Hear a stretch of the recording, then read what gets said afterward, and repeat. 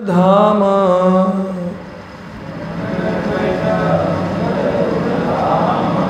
मंगल चरित्र सदा मंगल यार नाम।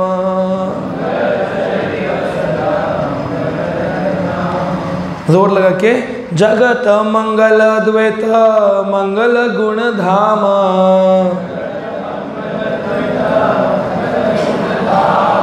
मंगल चरित्र सदा मंगल यार नाम।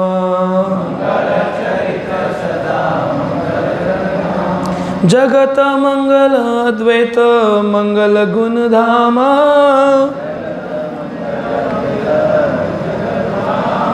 मंगल चरित्र सदा मंगल यार नाम।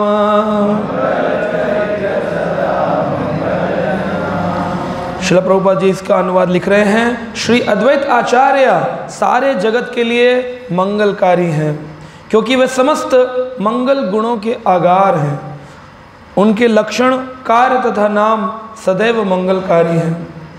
तो अद्वैत आचार्य जो हैं वह श्री महाविष्णु और सदाशिव के अवतरण लेकर आए हैं युगल रूप में और वो मंगलकारी हैं। उनका नाम अद्वैत आचार्य का क्योंकि उन्हीं के कारण श्री चैतन्य महाप्रभु का प्रादुर्भाव हुआ इस पृथ्वी पर।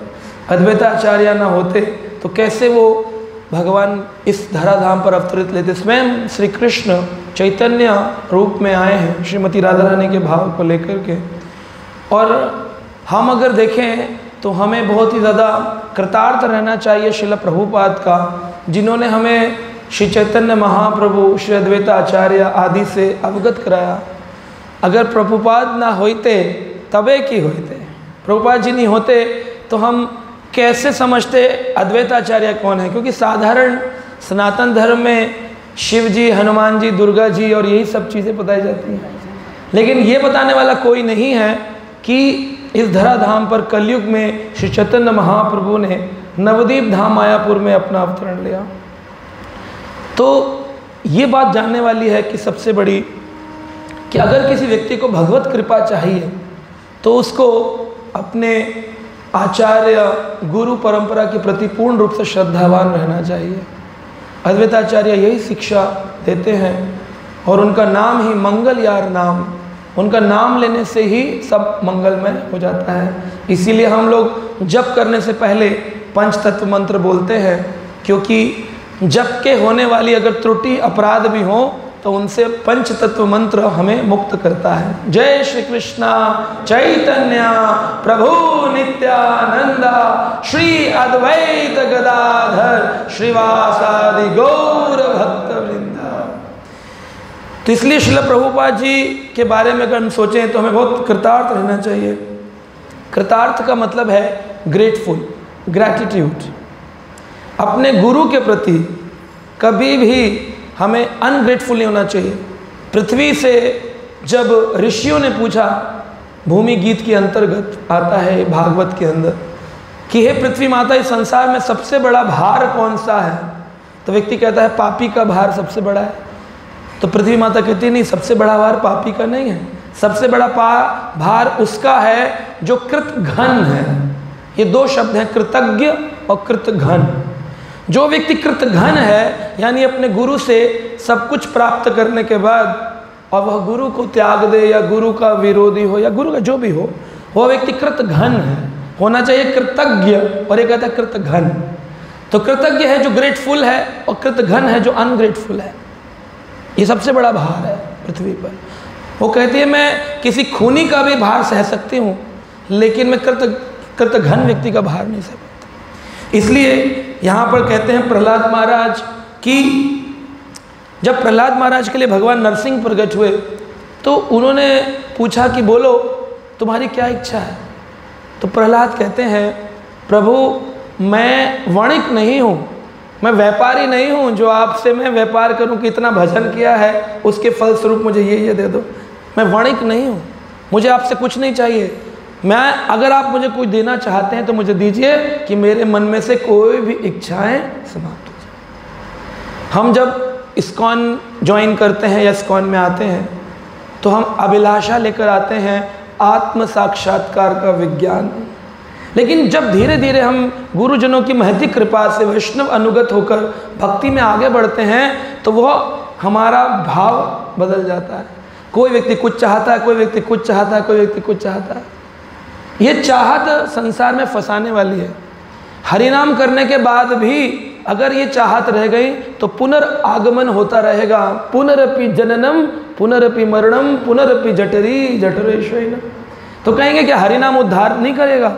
हरिनाम तो महती कृपा से उद्धार करने वाला ही है भगवान का नाम, परंतु किस भाव से हम हरिनाम ले रहे हैं उसी भाव में वो भगवान का हरिनाम फल देगा।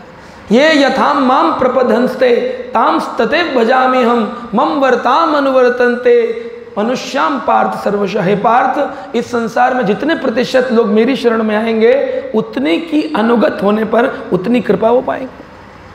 प्रभुपाद जी के शिष्य थे ऐंद्रा प्रभु, आपने सुना होगा उनका कीर्तन वृंदावन धाम में।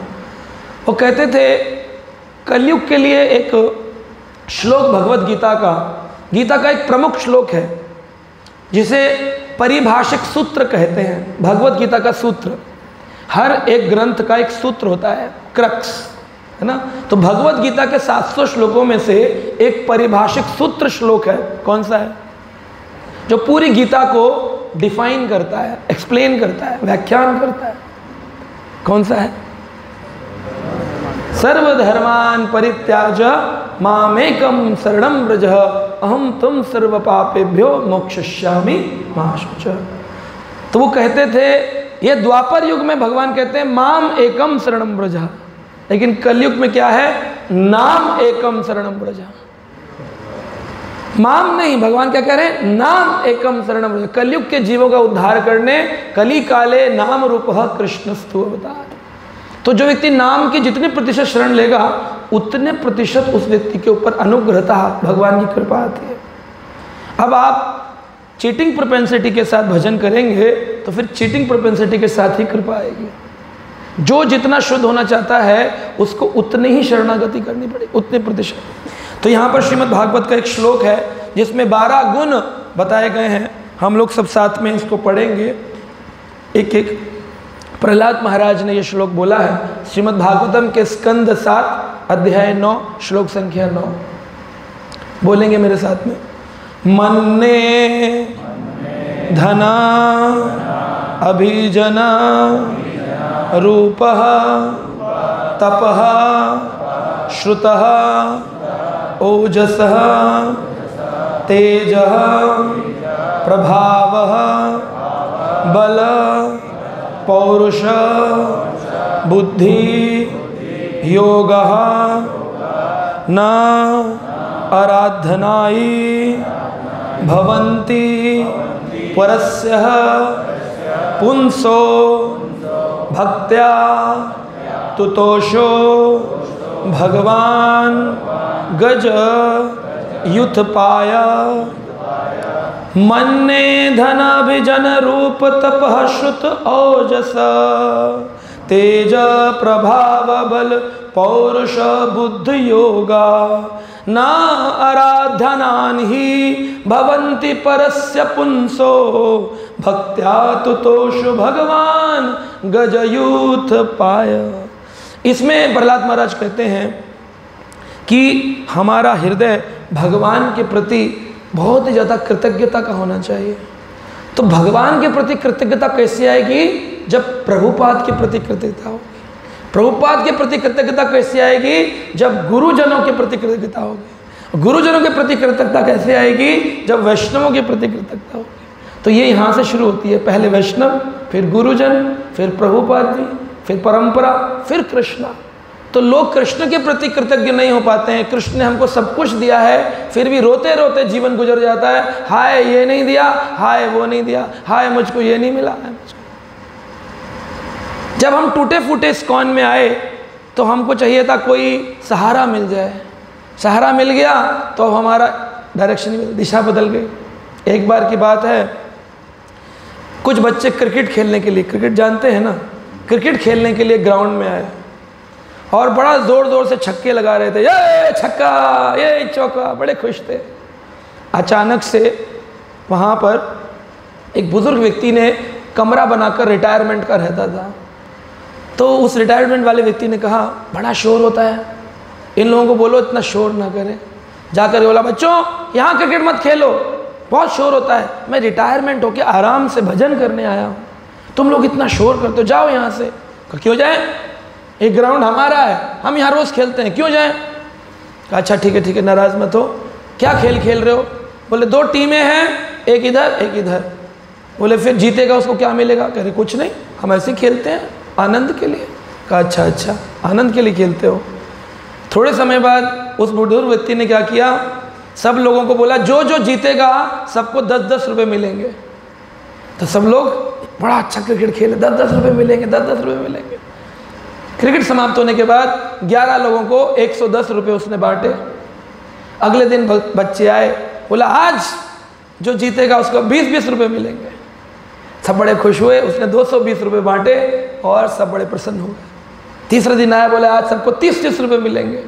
ऐसे करके 100-100 रुपये तक ले गया और बच्चे बड़े खुश होते थे। एक दिन रिटायरमेंट वाले व्यक्ति ने क्या किया, घर में ताला लगा करके चला गया। बच्चे क्रिकेट का विकेट गाड़ के पहले अंकल के पास आते थे, बोले अंकल जी देखा ताला लगा, कहाँ गए अंकल, कहाँ गए अंकल? उदास हो गए, बोले आज गेम नहीं खेलेंगे, आज अंकल नहीं है। दूसरे दिन आए, बोले आज गेम खेलेंगे, बोले आज भी अंकल नहीं है। बोले उखाड़ो विकेट कहीं और चलते हैं, अब यहाँ खेलने में मन नहीं लगता है। रिटायरमेंट वाला व्यक्ति आया वहाँ पर, आकर कहता है देखा चले गए। वो किस लिए आए थे खेलने क्रिकेट? आनंद के लिए। लेकिन छोड़कर क्यों गए? क्योंकि पैसे नहीं मिलते हैं। ऐसे ही हम इस्कॉन में आते हैं आनंद के लिए, आत्म साक्षात्कार के लिए, और हो क्या जाता है दूसरों का साक्षात्कार। दूसरे लोग क्या कर रहे हैं इसमें, अरे आप जानते हैं क्या कर रहा है? बोले तुम जानते हो, तुम क्या कर रहे हो? 1975 में श्रील प्रभुपाद जी के पास एक व्यक्ति आए हैदराबाद मंदिर में, और आकर के कहते हैं स्वामी जी। कह रहे हाँ आप जानते हैं इस मंदिर में कोई भी व्यक्ति 16 माला का ध्यान पूर्वक जप नहीं करता, कोई भी व्यक्ति। प्रभुपाद जी ने कहा नहीं मुझे तो ऐसा नहीं लगता। कह रहे नहीं आपको क्या पता, आप तो प्रचार में जाते हैं, यहाँ पर एक भी व्यक्ति 16 माला का जप नहीं करता। प्रभुपाद जी ने कहा एक व्यक्ति तो है जो करता है। नहीं स्वामी जी कोई नहीं है। प्रभुपाद जी ने कहा तुम नहीं करते हो? कह रहे मैं तो करता हूँ। तो फिर ऐसा क्यों कह रहे हो कोई नहीं करता, एक तो करता है? चुपचाप चला गया। तो इस प्रकार से दूसरे क्या कर रहे हैं इसके अनुभव के लिए हम नहीं आए थे, हम आए हैं अपने को जानने के लिए। और जो व्यक्ति अपने को जानने के, श्रीमद् प्रभुपाद ने इतनी मेहनत करके ग्रंथ लिखे, श्रीमद् भागवत, चैतन्य चरितामृत, इनको पढ़ो, इसमें समय गुजारो, पूरा जीवन निकल जाएगा ना, तब भी समझ में आ जाए तो बड़ी बात है। एक बार किसी ने प्रभुपाद जी से पूछा आप इतने सारे ग्रंथ लिख रहे हैं और फिर आप कहते हैं श्री कृष्ण अचिंत्य हैं, उनको समझना नामुमकिन है, वो क्या करेंगे किसी को नहीं पता। तो कहते हैं अच्छा फिर इतने सारे ग्रंथ क्यों लिख रहे हैं जब कृष्ण को समझना इतना मुश्किल है? तो प्रभुपाद जी ने कहा मैं इतने ग्रंथ इसीलिए लिख रहा हूँ ताकि ये समझ में आए कि इतना पढ़ने के बाद भी समझना मुश्किल है। सच में श्री कृष्ण अचिंत्य हैं, इसीलिए हमारा तत्व है अचिंत्य अभेद अभेद। भगवान को समझना नामुमकिन है, लेकिन समझ में कैसे आते हैं, उनकी कृपा कैसे मिलती है? गुरुजनों के माध्यम से, आचार्यों के माध्यम से, भक्तों के माध्यम से। हमारा मार्ग है कृपा सिद्धि। जो हमारे इस्कॉन संस्था में श्रील प्रभुपाद जी के सन्यासी शिष्य हैं, ये अपने आप में कोई साधारण जीव नहीं है। साधारण तक कोई व्यक्ति ऐसे नहीं कर सकता प्रचार कार्य। ये सब जो हैं नित्य सिद्ध वैष्णव हैं, जो कि धराधाम पर अवतरित होते हैं हमारे जैसे नित्यबद्ध लोगों को मुक्त करने के लिए। तो उनकी कृपा की हेतु उनके इंस्ट्रक्शंस को मानना, यह कृपा सिद्धि का मार्ग है। और यही मार्ग से हम भगवत धाम जा सकते हैं। जब हम सब जीवात्माओं का जन्म हुआ तो 2 प्रकार की जीवात्माएं बनी, एक थी नित्य सिद्ध और एक थी नित्यबद्ध। नित्यबद्ध यानी हमेशा से नित्य रूप से बद्ध है, मुक्त नहीं हुई है। शुरू से हमने इच्छा करी कृष्ण हम संसार का भोग करना चाहते, कृष्ण ने हमको नित्यबद्ध कैटेगरी में डाला। और एक थे नित्य सिद्ध जो कृष्ण के परिकर थे, और वो परिकर इस धराधाम पर सन्यासी बनकर, आचार्य बनकर, बड़े वैष्णव बनकर अवतरण लेते हैं ताकि हमारे जैसे नित्यबद्धों को दिशा निर्देशन दे सके। तो हम कृष्ण को पालें बहुत मुश्किल है, प्रभुपाद जी को पाएं मुश्किल है। तो हमारे लिए तो आज प्रेजेंट भक्त हैं, आचार्य हैं, सन्यासी हैं, गुरुजन हैं, उनकी शरण में जाएंगे तो अपने आप प्रभुपाद प्रसन्न होंगे। और प्रभुपाद प्रसन्न होंगे तो पूरी परंपरा प्रसन्न होगी, और परंपरा प्रसन्न होगी तो श्री कृष्ण प्रसन्न होंगे। वरना श्री कृष्ण को डायरेक्ट दुनिया पूज रही है। कितने मंदिर हैं, डाकोर जी, तिरुपति बालाजी, ये जाते हैं मंदिरों में दर्शन करते हैं कि कृष्ण प्रसन्न होते हैं उनसे। तो कृष्ण तो प्रसन्न होते हैं गुरु परंपरा के माध्यम से। इसलिए वो कह रहे हैं यहाँ पर कि कृतज्ञ घन नहीं होना चाहिए, कृतज्ञ होना चाहिए। लेकिन हम कृतज्ञ क्यों नहीं होते हैं? मन्ने धनम अभिजन। प्रहलाद महाराज ने कहा ये 12 चीज़ें हमें भक्तों को गुरुजनों के शरणों में जाने नहीं देती, कृष्ण शरण में नहीं जाने देती। मन ने, प्रहलाद महाराज कहते हैं मैं मानता हूँ, पहली चीज़ है धन। धन का लालच व्यक्ति को शरणागत नहीं होना चाहता। जितना ज़्यादा धन की लालच व्यक्ति के जीवन में रहेगा, अधिक से अधिक वो छोड़ जाएगा इस वैष्णव पद्धति को। वैराग्य नहीं आएगा उसके जीवन में, धन का लालच उसके दिमाग में चलता रहेगा। अभिजन यानी कि राजसी परिवारों में जन्म जिनका होता है, उच्च कुल में, ऊंचे कुल में व्यक्ति आता है, वो भगवान के भक्तों की शरण में नहीं आता। उसको हर बात पे अपने धन का अहंकार होता है, ये मुझको क्या बताएंगे, मैं तो पूरा का पूरा मंदिर खरीद सकता हूँ, मुझे क्या बताएंगे। तो पैसे वाला व्यक्ति शरण में नहीं आता। अभिजन रूपः, अधिक सुंदर व्यक्ति भगवान के शरण में नहीं आता, क्योंकि उसको अपनी सुंदरता का घमंड होता है। लेकिन रूपवान व्यक्ति का रूप किसके कारण है? कृष्ण के कारण है। अगर कृष्ण चाहें 1 मिनट में उस व्यक्ति को पैरालाइज कर दें तो क्या होगा? कुरूप हो जाएगा, त्रिविक्रम हो जाएगा, 3 जगह से टेढ़ा हो जाएगा, अष्टवक्र हो जाएगा, 8 जगह से टेढ़ा हो जाएगा। देखिए आप जीवन काल में, मैं बहुत ऐसे लोगों को देखा हूँ। एक हमारे जानकार थे, उनका बेटा MBBS कर रहा था नोएडा से, दिल्ली के पास नोएडा से MBBS के 5वें साल में पहुँच गया, 5th ईयर में। तो उनके पिताजी बोलते देखा डॉक्टर है हमारा लड़का, डॉक्टर बनने वाला है। सारे लोगों में इससे ईगो में, अहंकार में, घमंड में रहते। 5वें साल में वो एक दिन जा रहा था कॉलेज अपने, तो उसकी बस आया करती थी लेने के लिए। तो इस ओर से उस ओर जाना था, बीच में एक रोड जाती थी। तो उसने अपने मित्र से दूर से कहा मैं आ रहा हूँ। तो उसने कहा जल्दी आ, लेट हो रहे हैं। तो उसने इधर नहीं देखा कि इधर से एक ट्रक आ रहा है, और रोड पर दौड़कर पार किया। जल्दी के कारण ध्यान नहीं दिया, इधर से उसने मारा तो उसको चोट लगी। वो फुटपाथ के बीच में डिवाइडर होता है, उस पर जाकर गिरा। जाकर डिवाइडर पे गिरा तो उसका ब्रेन में बहुत इंजरी हुई। एम्स हॉस्पिटल, मैक्स हॉस्पिटल कहीं लेकर गए उसको, बड़े हॉस्पिटल में।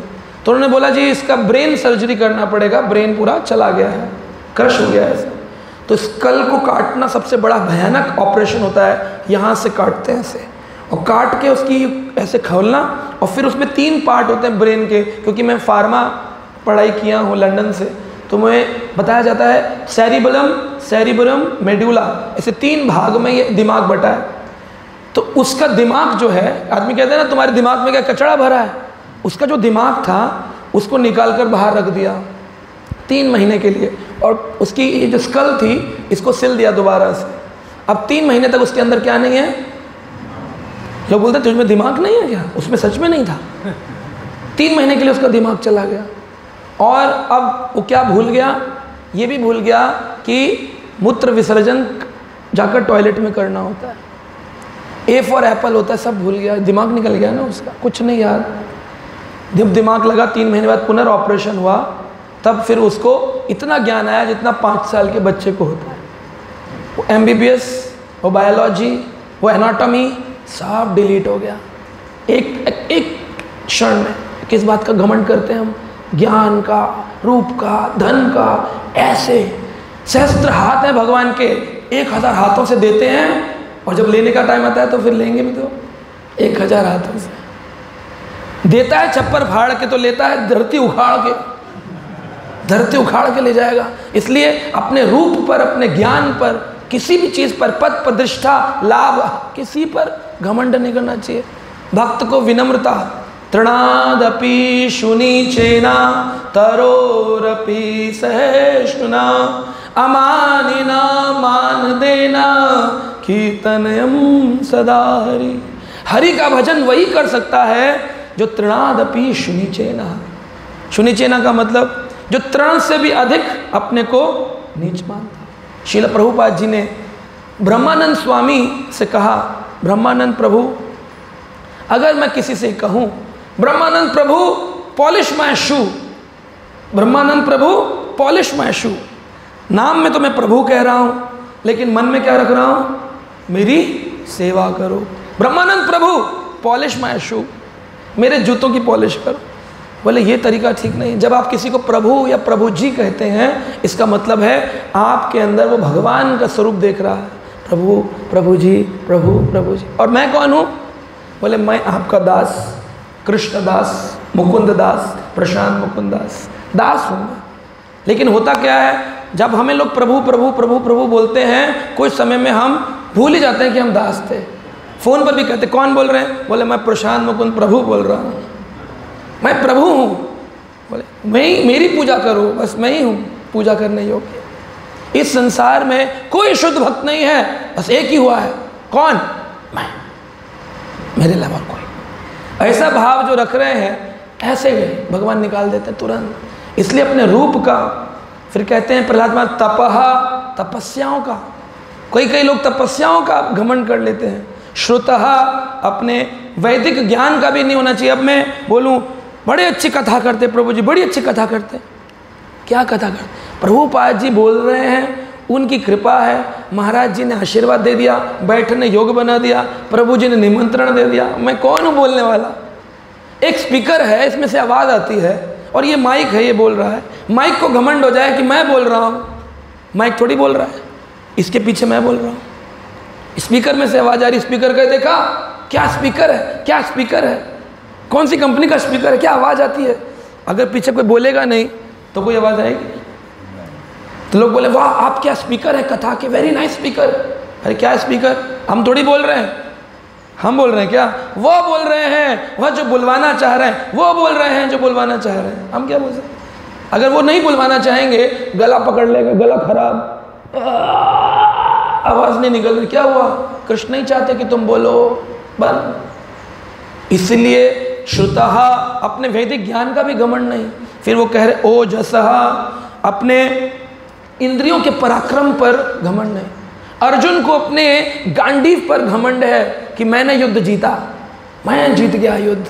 हाँ हरि बोल, कृष्ण हम जीत गए। कृष्ण का अच्छा, कृष्ण के पांडवों में भीम का पुत्र जो था उसका नाम था घटोत्कच। घटोत्कच का पुत्र था बर्बरीक। बर्बरीक ने तपस्या से यह प्रदान किया प्राप्त कि मैं जिस सेना में हूँ वो सेना जो है उसके सामने वाली निश्चित रूप से हार जाएगी। ये उसने वरदान प्राप्त किया। और मैं करूँगा कौन सी सेना में? जो सेना हार रही होगी। तो कृष्ण भगवान ने सोचा कि पांडव वैसे ही थोड़े कम हैं संख्या में, क्योंकि जब डिवीजन हुआ तो 7 अक्षुणी पांडव थे और 11 अक्षुणी कौरव थे। तो कृष्ण ने कहा ये तो पहले ही कम है, और ऊपर से बर्बरीक जो है वो उस साइड जाएगा जो हार रही होगी, तो वो उधर जाएगा जहाँ कौरव होंगे। और जब उधर जाएगा उसको वरदान मिला है कि सामने वाली सेना हारेगी, यानी पांडव हारेंगे। तो कृष्ण वामन ब्राह्मण का रूप रख करके गए। बोले हे बर्बरीक, कहाँ ब्राह्मण दे?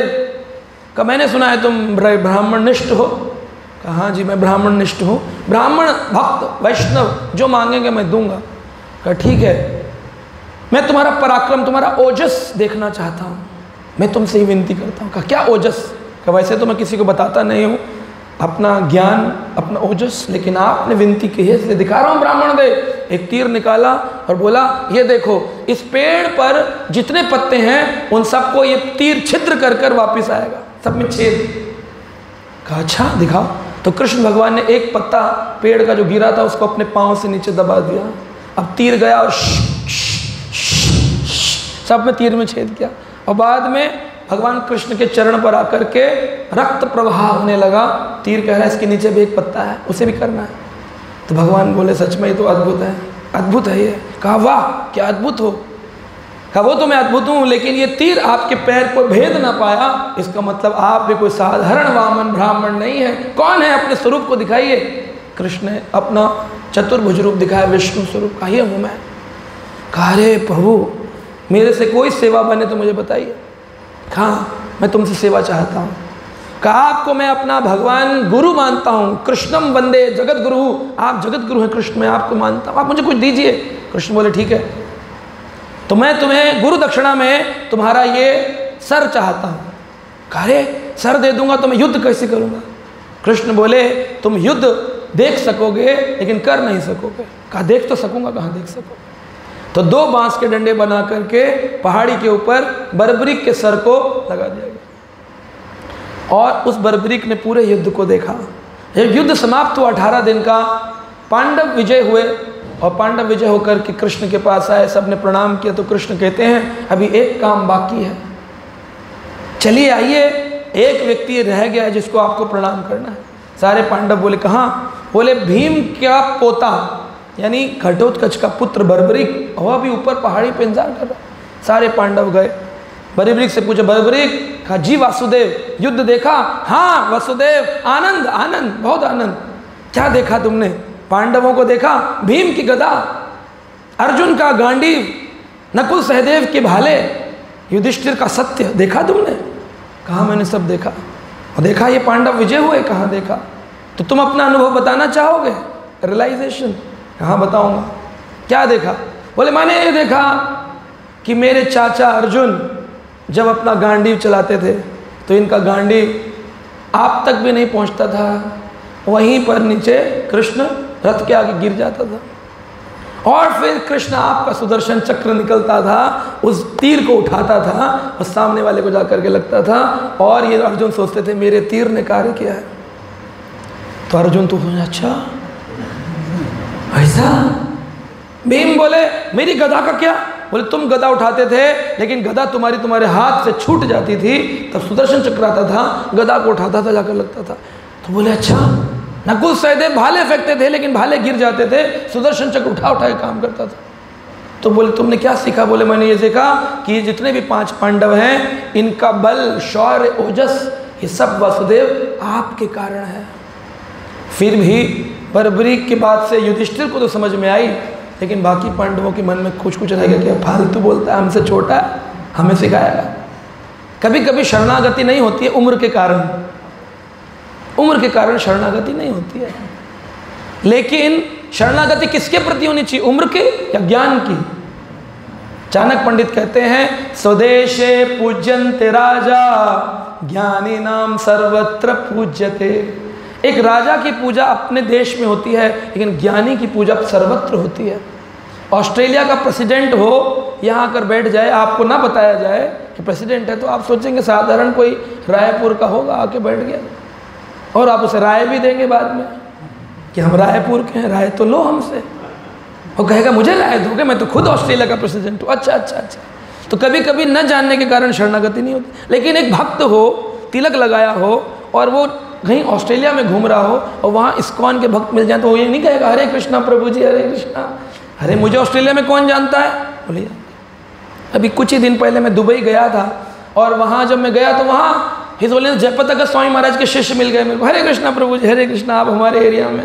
मैं एक कार्यक्रम के लिए गया था, बड़ा प्रसन्नता हुई कि देखो हर जगह हमको लोग जानते हैं लोग, प्रभुपाद जी की कैसी कृपा है। हर जगह वर्ल्ड में श्रील प्रभुपाद जी के मंदिर, उनके विग्रह, अद्भुत प्रभुपाद का कार्य है। प्रेसिडेंट को एक जगह जानते हैं लेकिन श्रील प्रभुपाद जी किसी कंट्री के प्रेसिडेंट नहीं है, लेकिन प्रभुपाद जी गोलोक के प्रेसिडेंट हैं, गोलोक से आए हैं, गोलोक के स्पिरिचुअल एम्बेसडर हैं, ज्ञानी पुरुष हैं, तत्ववेता हैं, पूरा विश्व उनको जानता है, पूरा विश्व। ये है श्रील प्रभुपाद जी का अद्भुत कार्य। और वही पांडवों को कृष्ण ने कहा कि जब मैं धराधाम छोड़कर अपने नित्य लीला में प्रवेश करूंगा तो मेरी 16,108 रानियों को आप ले जाकर इंद्रप्रस्थ में रखना। श्रीमद् भागवत के प्रथम स्कंद में लीला आती है। और श्री कृष्ण की बात मानकर जब पता चला कि श्री कृष्ण नित्य लीला चले गए हैं तो युधिष्ठिर जी ने अर्जुन को भेजा, जाओ 16,108 को ले आओ, इंद्रप्रस्थ में रखेंगे। जब पहुंचे तो पता चला वसुदेव जी जो श्री कृष्ण के पिता थे वह भी नित्य लीला चले गए और सारी रानियां रो रही हैं। तो अर्जुन ने ढांढस बंधाया, रोइए नहीं, ये सब तो निश्चित है, जो आया है जातस्य हि ध्रुवम मृत्यु, जिसने जन्म लिया उसकी मृत्यु निश्चित है। अर्जुन ने अपनी गीता वाला श्लोक सुना था अभी सुनाया तो सारे को ढांढस बंध गया, सबको थोड़ा चैन मिला, बोले हाँ जी। उसके बाद सबको लेकर के रथों में आरूढ़ होकर के चल दिए। रास्ते में अर्ध भाग में ही पहुंचे हैं, दिल्ली अभी आया नहीं है, जंगल में ही भीलों ने आकर सारी रानियों को अपहरण कर लिया सारी रानियों को, और अर्जुन तीर चलाते रह गए, एक भी तीर काम नहीं आया। तो किसी ने कहा है वक्त वक्त की बात है और वक्त बड़ा बलवान, अर्जुन क्या बोलते हैं, भील न लूटी गोपियां वही अर्जुन वही बाण। वही अर्जुन थे और वही बाण थे जिनसे महाभारत का युद्ध विजय हुआ, लेकिन आज भील लूट करके ले गए, नहीं रोक पाए। बड़े बड़े कौरव और कर्ण और द्रोणाचार्य जैसे योद्धाओं के प्रति लड़ गए, लेकिन आज उनको भील लूट के ले गए। तो पुराणों में आता है, पुराण में बताया कि वो भील कोई और नहीं स्वयं श्री कृष्ण थे, जिन्होंने अर्जुन के उस सूक्ष्म अहंकार को नष्ट करने के लिए यह लीला करी और सभी रानियों को ले जाकर गोवर्धन के कुसुम सरोवर पर छोड़ दिया, ताकि वो श्रीमद् भागवत कथा का श्रवण उद्धव जी महाराज से कर सके। तो ये फिर आगे वो प्रसंग है सखी स्थली पे क्या हुआ जैसे भी। तो ये आप देखिए, समझने वाली बात है कि ओजस काम नहीं कर, तो अपनी किस चीज़ का घमंड करेंगे अपन, कुछ नहीं है। बंदूक हाथ में हो तब भी ट्रिगर दबाने की शक्ति कृष्ण से आएगी, तीर है बाण है लेकिन चलाने की शक्ति कृष्ण से आएगी। भगवान हर चीज़ की शक्ति है इस संसार में। आप एक चाय का प्याला उठा के पी नहीं सकते हैं। मोहम्मद अली इतने बड़े बॉक्सर थे, जिसको घूसा मारते थे वो धराशायी हो जाता था। वो मोहम्मद अली पैरालाइज्ड हो गए। वो लिखते हैं अपने संस्मरण में कि मैं ऐसा था कि मैं जब चलता था तो बॉक्सिंग की रिंग में एक घूसे में आदमी लेट जाता था। आज ये हाल है कि चाय का कप उठाता हूँ तो कांपता है हाथ। कहाँ गई वो शक्ति, कहाँ गई वो एक्सरसाइज? सब कृष्ण है, सब कृष्ण कृपा से हो रहा है। हम सोकर उठ रहे हैं ना, यह भी कृष्ण इच्छा है। हमारी सांसें चल रही हैं, यह भी कृष्ण इच्छा है। ये फ्री में वायु मिली है, हम कृष्ण को कृतज्ञ नहीं होते, धन्यवाद नहीं देते। ये वायु है, चल रही है, सांस ले रहे हैं। कोरोना काल आया, वायु बंद हो गई, तब पता चला कि ऑक्सीजन की क्या मूल्य है। ढूंढ रहे सिलेंडर कहाँ मिलेंगे, सिलेंडर कहाँ मिले। और जब तक फ्री का सिलेंडर मिला हुआ है तब कोई धन्यवाद नहीं दे रहा कृष्ण का। आप कपड़े सुखाते हो, सूरज देव आकर कपड़ों को सुखा देते हैं। सूरज को कभी बिल दिया, थैंक यू सूरज? आया कभी? Sun dry cleaning company bill दिया 1 लाख रुपया 2 लाख रुपया, फ्री ऑफ कॉस्ट, सब फ्री ऑफ कॉस्ट चल रहा है। फिर भी हम कह रहे हैं हे प्रभु कुछ दिया नहीं तुमने हमको, बड़ा दिक्कत है जीवन में। अरे इतना कुछ दिया है, कृतज्ञ हो। दो दिया है उसमें संतुष्ट हो, जो नहीं दिया उसके लिए रो मत। जितना तुम्हारे नसीब में था उतना तुम्हें दिया। किसी को दमड़ी कम नहीं देता, किसी को दमड़ी ज़्यादा। जितना तुम्हारे नसीब में लिखा उतना मिलने वाला। फिर भी लोग ओजस ताकत का घमंड करते हैं, कह रहे तेजहा, तेज, अपने तेज का, शारीरिक तेज का अपना घमंड करते हैं। प्रभाव, इन्फ्लुएंस, कई लोग इन्फ्लुएंस का घमंड करते। देखा मेरा प्रभाव कैसा है, देखा मेरा प्रभाव कैसा है। इंद्र का पुत्र जयंत, उसका बड़ा प्रभाव था और उसने एक दिन भगवान श्री रामचंद्र जी को चित्रकूट में सीता मैया के चरण दबाते हुए देखा। कहा अरे ये क्या चल रहा है? ये ईश्वर किसी स्त्री के पांव दबा रहा है, श्रृंगार कर रहा है, अलता लगा रहा है। तो आज भी चित्रकूट में वो स्थान है स्फटिक शिला। स्फटिक शिला पर बैठे श्री रामचंद्र सीता मैया के चरणों में श्रृंगार कर रहे हैं। तो ये जयंत जो था, इसने कहा देखें जरा कितना प्रभाव है भगवान का। ये भगवान है कि साधारण मनुष्य है। तो कौवे का रूप लेकर चोंच मारी श्री सीता मैया के पैरों में। जैसे चोंच मारी रक्त निकलने लगा, भगवान ने एक ऐसे ही वहाँ पर तिनका पड़ा था, उठाया और कौवे के पीछे से फेंक दिया। जब फेंका तो वो तीर का वो छोटा सा तिनका पीछे पीछे कौवे के, कौवा उड़ रहा है, क्या हो रहा है, तीर पीछे, ये घास का तिनका पीछे। उड़ते उड़ते पहुँच गया कैलाश पर्वत। हे भोले बाबा रक्षा रक्षा रक्षा। बाबा बोले तू निकल यहाँ से, तेरे चक्कर में हमारा कैलाश जाएगा, निकल यहाँ से। बोला ब्रह्मलोक, ब्रह्मा ब्रह्मा ब्रह्मा। ब्रह्मा बोले हट, तेरे चक्कर में अपने पहले एक मुँह खता में 4 है, 4 में से एक और कट जाएगा, जाओ, हटा दिया। कहाँ जाऊँ कहाँ जाऊँ? इंद्रलोक में वापस गया। पिताजी पिताजी पिताजी। पिताजी बोले देख बड़ी मुश्किल से मुझे स्वर्ग का राजा बनता हूँ और जो भी बनने की कोशिश करता हूँ उसका घोड़ा चुरा लेता हूँ। कई प्रसंग हैं जहाँ मैंने घोड़े चुराए हैं। अब तेरे चक्कर में मेरा स्वर्ग लोक चला जाएगा, भाग यहाँ से। तेरे पीछे पड़ा तो स्वर्ग से बाहर निकल, गेट से बाहर। पिता ने भी साथ नहीं दिया, उड़ता रहा। नारद जी मिले, नारायण नारायण, प्रभु कहाँ उड़े चले जा रहे हो? कहते ना बड़ा उड़ रहा है आजकल, कहाँ उड़े चले जा रहे हो? बोला अरे वो तिनका पीछे पड़ गया भाई, वहाँ से चला आ रहा है, पीछे पीछे चित्रकूट से सब जगह गया, कैलाश ब्रह्मलोक, पीछा नहीं छोड़ रहा है। अच्छा किसने छोड़ा? बोले प्रभु राम ने। कल समझ गए कि प्रभु हैं? कह हाँ मान गए। कह रहे तो जाकर उनसे बोलो कि अपना तीर वापस ले लो। ऐसे मजाक करते हो, डर लग रहा नीचे गए, आपकी बार तो खाली तिनका फेंका है, अगली बार तो सीधा तीर मारेंगे तो खत्म काम, मरना नहीं चाहता हूँ। बोले नहीं तुम जाना और ये कहना कि प्रभु मुझे माफ़ कर दो। बोले ऐसे कोई माफ़ करता है? बोले यही तो प्रभु राम है। कहा नहीं, उन्होंने क्या बोलूँ जाकर के वो बोलते हैं? बोले इतना बोलना कि प्रभु पहले जब आया था तो आपका प्रभाव देखना चाहता था, अब की बार आया हूँ आपका स्वभाव देखना चाहता हूँ।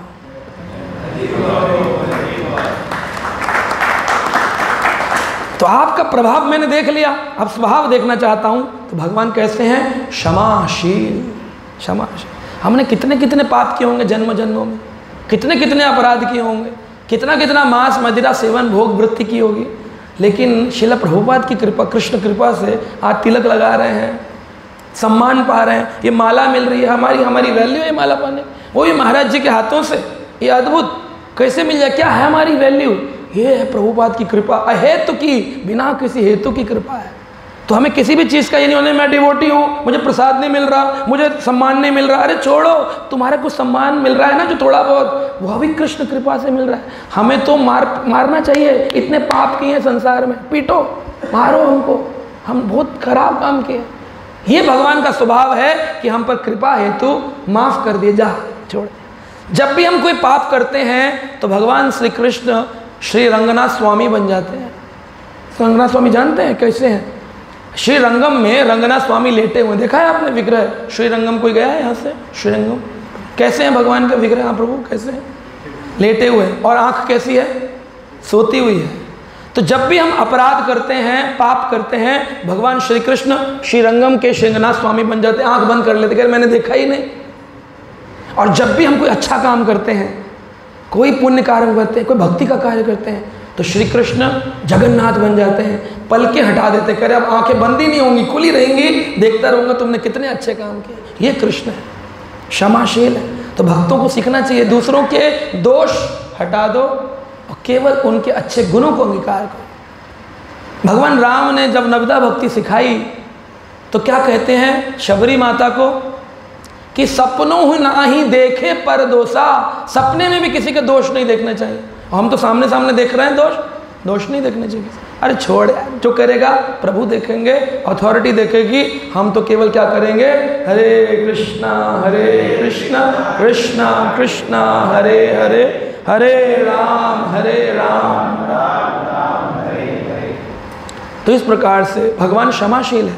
कितने क्षमाशील हैं? भगवान राम जब विचरण कर रहे थे जंगलों में, सीता मैया ने देखा उनके पैरों में कांटे लग गए। तो रात को सीता मैया एक एक कांटा निकलने लगी, प्रभु राम उठ गए, बोले क्या कर रही हो सीता? कहा प्रभु आपके चरणों में जो कांटे लगे हैं ना, उनको निकाल रही हूँ। बोले नहीं नहीं नहीं नहीं नहीं नहीं, तुम क्या जानती नहीं हो क्या कि जिसने एक बार मेरी शरण ग्रहण कर ली, लेकिन अगर वो मुझे चुभता भी रहे, लेकिन मैं उसका त्याग नहीं करता, निकालता नहीं, इसलिए मत निकालो। इन्होंने मेरी शरण ग्रहण करी, इन कांटों ने। ये भगवान का स्वभाव है। वरना हमने ऐसा क्या कर दिया? भगवान हमको इस मूवमेंट में प्रसाद खिला रहे हैं, रखे हुए हैं, हम कुछ क्या कर सकते हैं? वही करवाने वाले, लेकिन वो सम्मान दे रहे हैं, इसके लिए कृतज्ञ होना चाहिए भगवान का। हजारों करोड़ों बार कृतज्ञ। श्री कृष्ण आपके कृतज्ञ हैं, कृतज्ञ हैं, कृतज्ञ हैं। श्रील प्रभुपाद आपके कृतज्ञ हैं, इसे बोलना चाहिए। तेज प्रभाव बल पौरुष बुद्धि योगो न आराध्येन ही भवन्ति परस्य पुंसो। कहते हैं लेकिन फिर भी निसंदेह परम पुरुष भगवान भक्त्या तुतोषो भगवान गज यूथ पाया। मैं चाहता हूँ प्रभु कि मुझे ये कुछ नहीं चाहिए। क्या? ना मुझे तेज चाहिए, ना बल चाहिए, ना शौर्य चाहिए। संसारी लोग क्या मांगते हैं? हे देवी माँ बुद्धि देहिम, बलम देहिम, शक्तिम देहिम, रूपम देहिम, यही बोलते हैं। या देवी सर्वभूतेषु रूपम संस्थिता परस्तस्यै तमस्तस्यै नमस्तस्यै नमो नमः। ये दुनिया के लोग ये मंत्र बोल रहे हैं, मांगते रहते हैं। रूप मांगने के बाद में भी क्या रूपवान रहते हैं? बुढ़ापा आता है तो कुरूप हो जाते हैं, चोट लगती है तो आँख कट लग जाते हैं, कुरूप हो जाते हैं। बल मांगने वाले निर्बल हो जाते हैं। लेकिन भगवान से, कृष्ण से कुछ मांगो मत, वह सब कुछ प्रदान करते हैं अपने आप ही। तो वो कह रहे क्या मांगो? भक्त्या तुतोषो, हे प्रभु मुझे भक्ति का वरदान दो। कैसा? भगवान गज यूथ पाया, जैसे आपने गजेंद्र का उद्धार किया था वैसे प्रभु हमारा उद्धार करो। गजेंद्र तो माया रूपी पानी में फंस गया था, जहाँ पर एक मगरमच्छ ने उसका पैर पकड़ा। मगरमच्छ कौन है? माया। और वो जल कुंड क्या था? यह माया संसार भव सागर। और हाथी गजेंद्र कौन है? वो भक्त है, जो भूल गया है कि मैं सनातन जीव आत्मा हूँ, सच्चिदानंद हूँ, और अपने विस्मरण होने के कारण इस माया संसार से युद्ध कर रहा है। कभी पानी में माया खींच लेती है, कभी यह माया से बाहर आता है। मंदिर आ गए, हरि बोल कर लिया तो हमें लगता है हम बच गए। फिर घर जाते हैं तो फिर पत्नी चिल्लाती है, बच्चे रोते हैं तो लगता है फंस गए। युद्ध चलता रहता है। 1000 वर्ष तक युद्ध चला गज और ग्राहा दोनों का। ग्राहा मगरमच्छ पानी में बलशाली था। क्यों? क्योंकि पानी में जो पशु है ना पानी का, वो जलचर पानी में ज़्यादा बलशाली। हाथी बलशाली नहीं है, हाथी को मगरमच्छ खा जाता है पानी के अंदर। ऐसे ही यह माया संसार में कौन शक्तिशाली है, कृष्ण या माया? अरे कृष्ण ने तो माया को दिया है ना शक्ति, उसकी शक्ति ज़्यादा है, हमारी शक्ति कुछ नहीं है। हम कितने घंटे भजन करते हैं? 2 घंटे जप करते हैं ध्यान से, और 22 घंटे नौकरी करते हैं, संसार में रहते हैं। तो माया के जगत में रहकर माया से युद्ध चल रहा है, जो कि मगरमच्छ की तरह खींच रही है अंदर। हमारी शक्ति क्या है? इस संसार में हमारी शक्ति नहीं चलेगी। हम हैं सच्चिदानंद कृष्ण के, लेकिन यहाँ हम माया की पानी के अंदर हैं। या हाथी का बल चलता नहीं है। तो कैसे हाथी बचा? केवल स्तुति के माध्यम से, स्तुति के माध्यम से। केवल प्रार्थनाओं में वो बल है जो आपको निकाल सकती है उद्धार, अन्यथा और कुछ नहीं, अन्यथा और कुछ नहीं। भगवान से निरंतर प्रभुपाद जी बोलते थे, हमने एक क्राइम स्कूल खोला है जहाँ पर रोदन करना चाहिए कि हे कृष्ण, एक बार गलती हुई इस संसार में, अब नहीं आना, प्रभु निकालो, उद्धार करो। हरे कृष्णा कृष्णा कृष्णा हरे हरे, हरे राम राम राम हरे हरे। श्रील प्रभुपाद जी हरि शौरी प्रभु को बात बताते हैं। 1976 होनोलुलु 1976 में श्रील प्रभुपाद जी ने उनको बताया, बहुत important line, gratitude is the sign of intelligence. अगर कोई बुद्धिमान होगा तो वो कृतज्ञ होगा। प्रभुपाद जी ने कहा, जो कृतघ्न है, जो भूल रहा है, ही इज़ नॉट इंटेलिजेंट, वो मूर्ख है। क्योंकि थैंक यू बोलने में जाता क्या है? आपको बड़ा बन के मिलने क्या वाला है? बड़ा बड़ा बड़ा बड़ा। शिव जी का डमरू जो है वो भी क्या बोलता है? तुम बड़ा, तुम बड़ा, तुम बड़ा, तुम बड़ा, तुम बड़ा, तुम बड़ा। हम नहीं बड़ा। इसलिए शिव जी क्या है? वैष्णवानाम यथाम शंभु, वैष्णवों के परम वैष्णव हैं, क्योंकि क्या कहते हैं? तुम बड़ा, तुम बड़ा, तुम बड़ा, तुम बड़ा, तुम बड़ा। हम क्या कहते हैं? हम बड़ा, हम बड़ा, हम बड़ा। भगवान कहते तू है दही बड़ा, दही बड़ा, दही बड़ा। कोई बड़ा नहीं है भगवान के आगे। प्रभुपाद जी बड़े, भगवान बड़े, गुरुजन बड़े, वैष्णव हम तो नीच हैं, हम तो दोष से भरे हुए हैं। यह भाव रखने से ही भगवान पावन करते हैं। आपको अगर पतितम का एहसास ही नहीं है, पतितो अहम पतित पावन त्वम, हम पतित हैं तब पतित पावन काम करेगा ना। मशीन कब काम करेगी? जब पतित होगा, प्रोडक्ट रॉ होगा तो प्रोडक्ट बनेगा। हम कहते हैं हम पतित नहीं हैं, हम ज्ञानी हैं, हम बलशाली हैं, शौर्यवान हैं, हमारा भी कोई पोजीशन है, हमारा भी कोई स्टेटस है, ये जो बोल रहा है, तो फिर भगवान कैसे उद्धार करेंगे? क्योंकि उनका नाम क्या है? ज्ञान पावन, बलि पावन, शौर्य पावन। क्या नाम है? तो आप पतित ही नहीं हो, आप क्वालिफाई नहीं कर रहे पतित के लिए, तो आप पावन कैसे करें प्रभु? और फिर अगर आप पतित मान लो अपने को कि मैं तृणादपि शु नीचे ना, शु नीचे ना, मैं इसको कभी कभी ऐसे बोलता हूँ जबकि इसका मतलब ये नहीं है, लेकिन मैं सोचता हूँ तो कि यार शु नीचे ना, दूसरे के शु के नीचे रखो अपने को, शु नीचे ना, शु नीचे ना, शु नीचे ना। जब पार्क में घूमते हैं तो तृण जो होते हैं घास के तिनके चलने वाले के जूते के नीचे आते हैं, इसलिए कहा तृणाद अपि शु, नीचे ना। तृण कभी कहता है मेरे ऊपर दबा रहा है, चल आज तेरे जूता फाड़ के चबूंगा, ऐसा खून निकालूंगा, याद रखेगा, मुझे दबा रहा है, कभी नहीं। इसलिए चैतन्य महाप्रभु ने कहा तृण अपि, तृण से भी अधिक, ये नहीं तृण के समान नहीं होना है, तृण अपि, तृण से भी अधिक अपने को नीच मानना है। हम तो तृण के बराबर भी नहीं। कोई हमको दबाने की कोशिश करेगा, अच्छा हमें दबाएगा, हम बताते तुझे अब हम कौन है, हम हैं डॉन, हम हैं डॉन, हमें पहचानेगा कौन। नहीं, तृणादपि शु, नीचे ना, शु के नीचे। तरोर अपि सहस्र नाम, सहनशील होना चाहिए। तरोर अपि, अपि लगाया है, तरोर जैसा नहीं, तरोर अपि। तरोर क्या है? वृक्ष। वृक्ष कितना सहनशील है, ये उठाया पत्थर, ये फेंका ठाक, क्या गिरा? फल। पत्थर आया कभी लौट के? क्या आपने फेंका पत्थर, अंदर से ईट आ रही, ईट आ रही, ईट आ रही, ईट आ रही है, टिट फॉर टैट, ईट का जवाब पत्थर से, ना ना ना ना ना। वैष्णव का गुण है तृणादपि शुनचेना तरोर अपि सहस्र, तरोर से भी अधिक। कुत्ता आता है, एक श्वान आकर के वृक्ष के नीचे छाया में सो जाता है, वृक्ष उसको छाया प्रदान करता है। वृक्ष कहता है चलो मैंने इस जीव का कल्याण किया। थोड़ी देर बाद वही श्वान उठता है, हाउ टांग ऊंची करता है, मूत्र विसर्जन कर देता है। जिसने छाया दी उसी पर मूत्र विसर्जन। अब वो पेड़ की डाल ऐसे है, उठा के ऐसे मारती है श्वान, भट सुटा नहीं, क्यों? तरोर अपि सहस्र नाम, तरोर से भी अधिक सहनशील, तरोर से भी अधिक सहनशील। ऐसा भाव रखना चाहिए हमको। तरोर अपि सहस्र नाम, अमानिना मान देना। दुनिया इज्जत करेगी तो आप इज्जत करोगे, लेकिन दुनिया इज्जत ना करे तब दुनिया की इज्जत करोगे, तब भगवान प्रसन्न होंगे। एक व्यक्ति, बड़े स्वामी बोल रहे थे, मेरा कभी किसी ने अपमान नहीं किया। मैंने कहा ये तो बहुत अच्छी बात है, हमारा तो रोज ही होता है। कह रहे मेरा किसी ने अपमान नहीं किया। ऐसे कैसे हो गया? स्कूल में रहे होंगे, कॉलेज में रहे होंगे, फिर भक्त बने होंगे, स्वामी बने होंगे, आपका कभी जीवन में अपमान नहीं करना, कभी अपमान ही नहीं हुआ। कह रहे ऐसा कैसे हो गया? शुरू से आपको लोग सम्मान करते थे? क्या शुरू से? क्या क्यों? कह रहे क्योंकि मैंने कभी मान की अभिलाषा ही नहीं रखी, लोग मेरा सम्मान करें, इच्छा ही नहीं रखी। इच्छा रखोगे तब ब्रेक होगी ना, इच्छा रखोगे तो ब्रेक होगी ना।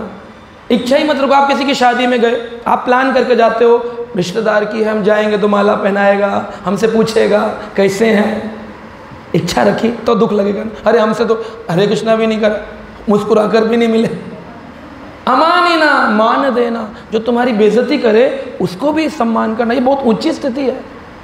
हम रोज गाते हैं मंगल आरती में शिष्टाष्टकम, परंतु इनकी गहराई में जाकर विचारशील होना चाहिए भक्त को।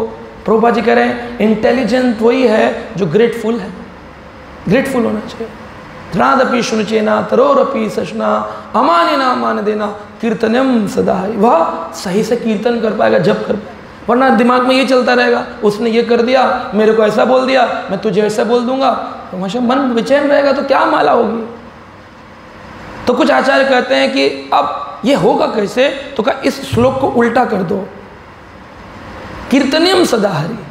सदा जो कीर्तन में रहते हैं, यानी सदा भगवान के प्रचार में, हरि कथा में, हरि कीर्तन में, जप में, श्रृंगार सेवा, प्रसाद, भगवान की सेवा में, हरि कीर्तन में जो रहते हैं, हमेशा उनमें ये तीनों गुण अपने आप आएंगे। कौन कौन से?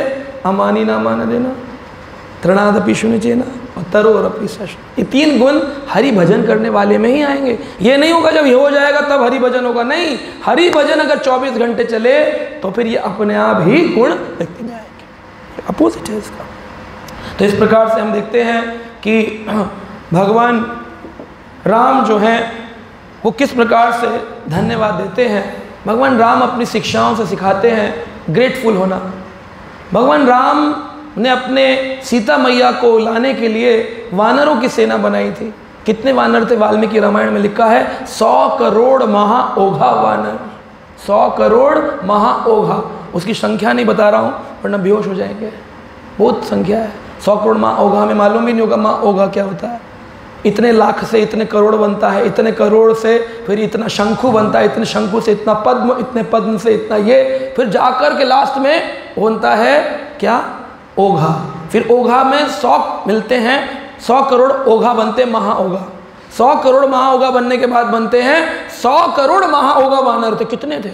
यानी कि केवल सिर सिर सिर सिर सिर सिर दिखाई दे रहे थे, पता ही नहीं चलता था वानरों का नाम क्या है, कौन क्या है। और उन वानरों ने अपना जीवन श्री राम के चरण में दे दिया। अब राम जी ने ये सब देखा और सारे वानर मारे गए। ये असुर आ रहा है, आतिकाय ने उठा के पटक दिया 5-6 को। कुंभकर्ण का हाथ गिरा तो हजारों मर गए, सब मर गए श्री राम की सेवा के लिए। मर जाएं, खून पसीना एक कर दिया।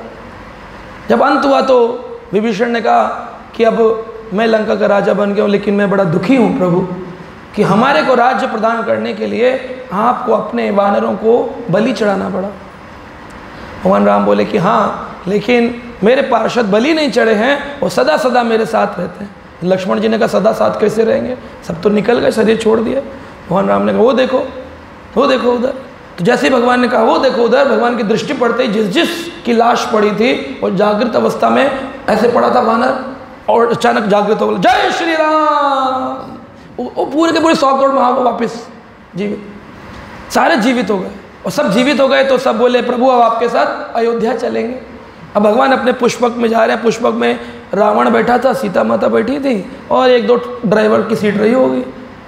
लेकिन यहाँ पर पुष्पक विमान में जब राम बैठे, लक्ष्मण बैठे, हनुमान बैठे, सीता माता बैठी, तो 100 करोड़ महाहोगा चिल्लाए प्रभु राम हम भी। तो भगवान ने पुष्पक विमान को मन की गति से बड़ा किया और कहा एक भी रहना नहीं चाहिए, सब चलो अयोध्या। सारे वानरों को अयोध्या ले आए प्रभु, अयोध्या ले आए। अयोध्या वाले कह रहे अरे बाप रे कितनी सेना, ये कहाँ से बंदर आ गए इतने अयोध्या में। आज भी हैं और सेना के कुछ बचे हुए हैं, आज भी हैं। वो सारी की सारी सेना आई। अब प्रभु राम ने कहा भरत इनके लिए अच्छा स्वागत होना चाहिए, मेहमान है, मेरी सेवा करके आए, भक्तों का सम्मान होना चाहिए, बहुत सम्मान होना चाहिए, भगवान के सेवकों का बहुत सम्मान होना चाहिए। राम ने स्थापित किया। अब बड़ा आयोजन किया गया, क्या पसंद है बंदरों को। तो राम जी ने कहा लक्ष्मण तुम देख लो क्या पसंद है, मैं थोड़ा मैया से मिलकर आता हूँ। तो उन्होंने कहा बंदर चने खाते हैं तो चने बनवा दो। तो चने बनवाए गए, उबले चने का भोग लगा। सारे 100 करोड़ों को लाइन में बिठा दिया गया और ये बैठा गया। एक बहुत बड़ा सा पंडाल लगाया गया था और उसमें सब प्रसाद पा रहे थे अयोध्या में। तो राम जी को आकर लक्ष्मण जी से पूछते हैं, बोले हाँ अरेंजमेंट करा हो गया, सब प्रेम से खा रहे हैं क्या? सब प्रेम से खा रहे हैं। भगवान राम बोले चलो हम दिखाते हैं कैसा चल रहा है आयोजन। ये लीडरशिप है। राम जी जैसे राजा देखने गए कि मेरे सेवक सही से खा रहे हैं कि नहीं खा रहे। ये होते हैं गुरुजन, ये होते हैं सारे भक्तों को प्रसाद खाता हुआ देखकर गुरु तृप्त होते हैं। ऐसे ही भगवान राम आपको प्रसाद खाता हुआ देखकर तृप्त होते हैं। भगवान राम आए, देखो जरा वानर क्या कर रहे हैं। देखा तो वानर है, क्या कर रहे थे, ऐसे छोला चने उठा रखे थे और एक को फेंक रहे थे। वो फेंकता था, वो पूंछ से ऐसे लटक जाता था पेड़ पे। वो ऐसे पंडाल में सब शोर शराबा, सारे चने बिखरे हुए हैं, वो एक दूसरे को मार रहे हैं, वो पकड़ के कैच चल रहा है। राम करे ये क्या हो रहा है। बस राम जी ने एक बार कहा ये साहब आप क्या कर रहे हैं। बस एक बार बोलते ज़ूम लाइन में आके सारे बैठ गए, सब लाइन में सेट हो गए। ऐसा राजा राम का प्रभाव, वो सब सेट हो गया करके। भगवान राम ने कहा जल्दी प्रसाद खाओ, फिर हमें गिफ्ट सेरेमनी करनी है, थैंक्स गिविंग, सब लोगों का धन्यवाद दिया जाएगा। होता है ना जन्माष्टमी के बाद सारे सेवकों को सर्टिफिकेट, थैंक यू आपने अच्छी सेवा करी, सारे लोगों को थैंक्स गिविंग सबको दिया जा रहा था। वानरों को उनके अनुसार अन्न धन दे करके पुष्पक पर भेज दिया वापस जा। मुख्य रह गए विभीषण, सुग्रीव आदि, हनुमान, और इन सबको दिया जा रहा था सेवा। क्या किसको दिया जाए, किसको क्या दिया जाए। तो विभीषण जी को लंका का राज्य power of attorney paper sign करके दिए गए। नए लंका के राजा हैं विभीषण महाराज। वाह, हरि बोल हरि बोल हरि बोल। और आज से ये जो भरत जी हैं ये राजा हैं कहाँ के, कांधार के। अभी है ना पाकिस्तान कांधार, भरत जी को वहाँ भेजा गया उधर। लक्ष्मण जी राजा हैं कहाँ के, मथुरा के राजा लक्ष्मण जी। शत्रुघ्न जी कहाँ के राजा हैं, बोले कामावन के राजा। ऐसे करके सबको अलग अलग राज्य दिए जा रहे हैं। थैंक्स गिविंग चल रहा है। तो सबने कहा हनुमान को आप कुछ नहीं देंगे। राम जी बोले हनुमान को क्या दूँ, जब भी देने जाता हूँ हनुमान मना कर देता, मुझे कुछ नहीं चाहिए, मुझे कुछ नहीं चाहिए। तो सीता जी बोली ऐसे थोड़ी होता है, इतनी सेवा करी। जब कोई नहीं था, जब आप भी नहीं थे, तो प्रभु ये आया था मुझसे मिलने अशोक वाटिका में। इसका धन्यवाद अधिक बनता है, कुछ स्पेशल दो। तो सीता मैया ने कहा ठीक है, अगर राम आप नहीं दे रहे हैं तो मैं ही दे देती हूँ। उन्होंने अपने गले में रत्न मोतियों के हार पड़े थे, उतार कर सीता मैया ने और हनुमान को कहा, हे हनुमान पुत्र, तुमने मेरी सेवा करी, मुझे राम से मिलवाया, राम का मुझे स्मरण करवाया। जिस काल में मैं अशोक वाटिका में चिंता मुक्त थी, चिंता में थी, तो आपने चिंता मुक्त किया, तो इसलिए मैं तुम्हें यह भेंट देती हूँ। वो मोतियों की माला लेते ही हनुमान जी देख रहे हैं, सारे सोच रहे बड़ा कीमती मिल गया, वो भी सीता जी से, बड़ा फेवरेट है, बड़ा फेवरेट है। ऐसे करके पीछे बातें चालू हो गए। हनुमान जी एक एक मोती को देखते और मुंह से छीलते और फेंक देते, छीलते और फेंक देते। सारे कह रहे रहा वानर का वानर ही, देखो इतना सुंदर मोतियों की माला थी, ले जाता अपनी माँ को देता, किसी को देता, और फेंक रहा है तोड़ तोड़ कर। विभीषण ने उपहास में पूछा, क्यों हनुमान, क्या देख रहे हो तोड़ तोड़ के? कहा मैं देख रहा हूँ कि जिसमें मेरे प्रभु राम का नाम नहीं, उससे हमारा काम नहीं। जिसमें प्रभु राम का नाम नहीं, उससे हमारा काम नहीं। इसको तोड़ दिया, त्याग दिया। तो विभीषण ने उपहास में कह दिया, अच्छा तो ये जो तुम्हारा शरीर है, इसमें क्या भगवान बसते हैं जो कि तुम इस शरीर को धारण किए घूम रहे हो? कहाँ, मेरे रोम रोम में श्री राम है, मेरे मन में श्री राम है, मेरे धन में श्री राम है। ऐसे बोला। वाह वाह, बड़े तुम्हारे राम है, तो दिखाओ कितने राम है तुम्हारे। तो तुरंत हनुमान जी स्टेज पर चढ़ गए। सीता मैया राम जी को प्रणाम किया और बोले, माता हे श्री राम, आप मेरे सदा हृदय में रहते हैं, लेकिन इस बात की पुष्टि यह जीव करना चाहते हैं, तो संसार जो आने वाला है उनको यह स्थापित करने के लिए कि अगर तुम श्री राम की सेवा करते हो तो राम सदा तुम्हारे हृदय में वास करेंगे। और हनुमान जी खड़े होकर के अपना चीर दिए पूरा हृदय और सबको सीताराम का दर्शन कराया। बोलो सीताराम की जय। राम का दर्शन कराया। आपको ऐसा नहीं करना है, फाड़ना नहीं है, क्योंकि वो दिव्य पुरुष है हनुमान, तो उनका वापस आ गया, आपको फिर हॉस्पिटलाइज करना पड़ेगा।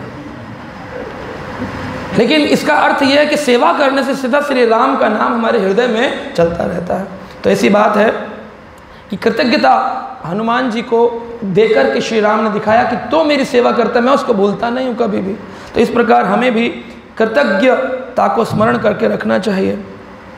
और यही बात हम देखते हैं कि जो जंगली जानवर होते हैं ना, वो एक दूसरे के प्रति कृतज्ञ नहीं होते हैं। अगर हमने मनुष्य शरीर धारण किया है, भीष्म पितामह कहते हैं कृतघ्नता करना सबसे बड़ा पाप है।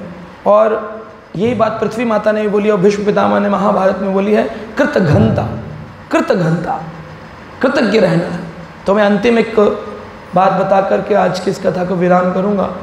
एक, अगर आप भौतिक संसार के लोगों को देखें ना, हारमोनियम बजाना सीखेंगे और बोलेंगे अपने गुरु का नाम हमने इनसे सीखा है, और उसके बाद हारमोनियम बजाएंगे।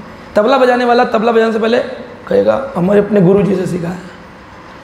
लेकिन वैष्णव लोगों को देखते हैं, गुरुजनों से सीख करके उनसे आशीर्वाद लेकर के भूल जाते हैं, फिर कहते हैं हम खुद ही हैं, हम इंटेलिजेंट हैं। कृतघ्नता ये सबसे बड़ा पाप है, भूलना नहीं है, कभी नहीं, स्वप्न में भी नहीं भूलना चाहिए कि जो भी कुछ है गुरुजनों के कारण, वैष्णवों के कारण, प्रभुपाद के कारण। और यही बात एक बार एक व्यक्ति था जो कि बैठा था, कोई काम धंधा नहीं था, ना नौकरी थी, ना शादी थी, ना कुछ था। देखा ऊपर से उड़ती हुई एक पंछी आता है और नीचे से ऐसे मछली उठाता है और उल्टा होकर के खा लेता है। कहा ये तो बड़ा अद्भुत कार्य है, ऐसा कुछ काम मुझे भी करना चाहिए। अब वो कैसे करे डाइव, कैसे, हमारे पंछी तो है नहीं, पक्षी की तरह से कैसे आए जल के अंदर। तो उसने उस पक्षी से सीख लिया और बोला, ओ तुम तो मेरे गुरु हो। पक्षी को उसने एक लकड़ी का चाकू बनाया और उसको फेंका और मुंह से पकड़ने की कोशिश, फिर फेंका, फिर मुंह से पकड़ा, तो 10, 15, 100, 1000 बार ट्राई करने पर पकड़ लिया। जैसे उस पक्षी ने मछली को पकड़ा था, उसको गुरु बनाकर इसने सीख लिया। और अब हमेशा उस पक्षी का एक सुंदर चित्र अपने घर में लगाया, आरती करता था, जय गुरुदेव, जय गुरुदेव, जय गुरुदेव, जय। लेकिन थोड़े समय बाद जब ये एक्सपर्ट हो गया तो इसने तमाशे दिखाने शुरू करे और पैसा आने लगा, अब पैसे वाला हो गया। अब इसने कहा तमाशा बीन होते हैं ना, बिल्कुल लकड़ी का शार्प कर लिया, उछाला, लोग ताली बजाते थे, पकड़ लिया, तालियां, क्या बात है, क्या कलाबाजी है।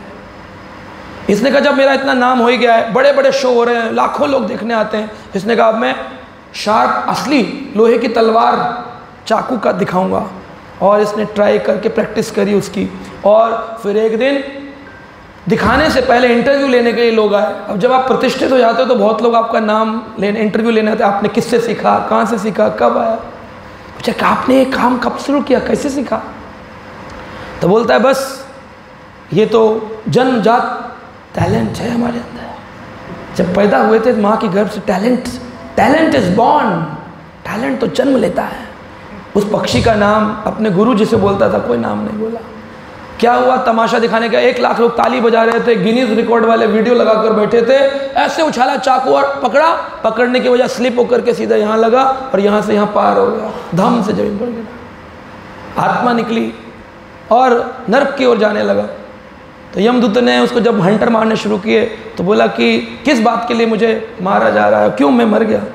बोले जो कृत घन है उसके लिए एक ही स्थान है, नर्क, चाहे वो कितना प्रसिद्ध व्यक्ति क्यों ना, एक ही स्थान, कृत घन नहीं होना चाहिए। इसलिए श्री कृष्ण कहते कृतज्ञ रहो। तो हम इस चैतन्य चरितामृत के इस प्यार से सीखते हैं कि हमें प्रभुपाद के प्रति, अद्वैत आचार्य श्री चैतन्य महाप्रभु, कृष्ण, नित्यानंद प्रभु, गदाधर पंडित, श्रीवास ठाकुर, सबके प्रति बहुत कृतज्ञ होना चाहिए। इतनी बड़ी वैदिक धरोहर हमको प्रदान करी है हमारे आचार्यों ने, श्री विश्वनाथ चक्रवर्ती ठाकुर, श्री रूप गोस्वामी, श्री सनातन गोस्वामी, जीवा गोस्वामी, षट संदर्भ, इतना ज्ञान पढ़ते रहेंगे, जीवन खत्म हो जाएगा, ज्ञान खत्म नहीं होगा, इतना है, इतना अथाह सागर। और वो सब सागर को इकट्ठा करके स्वामी श्रील प्रभुपाद जी ने हमको दे दिया, तो कितना उनके लिए कृतज्ञ होना चाहिए, ग्रेटफुल ग्रेटफुल ग्रेटफुल। तो आज का यह संदेश इस भागवत, इस चैतन्य चरितामृत कक्षा से मैं देना चाहता हूँ, जो हमने समझा है कि सबसे ज़्यादा वैष्णव अगर बढ़ाना चाहता है भक्ति में तो उसको पहले क्या करना चाहिए, रोज सुबह उठ करके गुरु जी को धन्यवाद देना चाहिए। इसीलिए हमारे इस्कॉन में कृष्ण की आरती नहीं होती है, गुरु की आरती होती है। संसार दावा नलली डलोका तृणयाकारं घन घनत्वम वंदे गुरु श्री चरण। ऐसे गुरु के हम शरण में आते हैं। कई लोग पूछते हैं आप लोग सुबह उठ के गुरु गुरु कर रहे हैं, आप लोग कृष्ण कॉन्शियस सोसाइटी में कृष्ण तो है ही नहीं। सुबह गाना चाहिए जय कुंज बिहारी गोपी जन वल्लभ कुंज बिहारी, आप गा रहे हैं वंदे गुरु श्री चरणारविंदम। क्यों आप गुरु जी की गा रहे हैं? बोले क्योंकि कृष्ण भगवान हैं और हम इंसान भगवान के भक्त हैं, दास हैं। यह ज्ञान हमको गुरु जी ने दिया, जो जिसने दिया पहले उसको करेंगे कि कृष्ण को करेंगे। गुरु गोविंद दोनों खड़े काके लागू पाए, बलिहारी गुरु आपनो जो गोविंद दियो मिला है, जिन्होंने कृष्ण प्रदान किए। तो ऐसे गुरुजनों के प्रति, वैष्णवों के प्रति, श्रील प्रभुपाद के प्रति, इस मूवमेंट के प्रति जितने आप ग्रेटफुल रहेंगे, कृतज्ञ रहेंगे, उतनी गारंटी है शास्त्रों की कि आपकी भक्ति उतनी प्रगाढ़ होगी, बहुत निष्ठावान। आपको दुनिया बोलेगी अरे क्या भक्त है, इतना सिंसियर है। जहाँ आपने टेढ़ा मेढ़ा किया है ना, बस प्रभुपाद जी कहते हैं ज़्यादा होशियार नहीं बनने का, होशियार नहीं बनने का, होशियार बने गए बेड़ा गर्क भक्ति का। इसलिए सब वैष्णवों के चरणों में मैं प्रार्थना करता हूँ कि आप सब मुझे आशीर्वाद दीजिए कि मैं आप सबके प्रति कृतज्ञ रहूँ कि मैं यहाँ आया। सबसे ज़्यादा विशेष करके हिज होलिनेस सिद्धार्थ स्वामी महाराज जी का, कि मैं आपका कृतज्ञ हूँ, आपने बोलने का मौका दिया। कोई त्रुटि हो तो महाराज जी मुझे क्षमा करेंगे। हरे कृष्णा।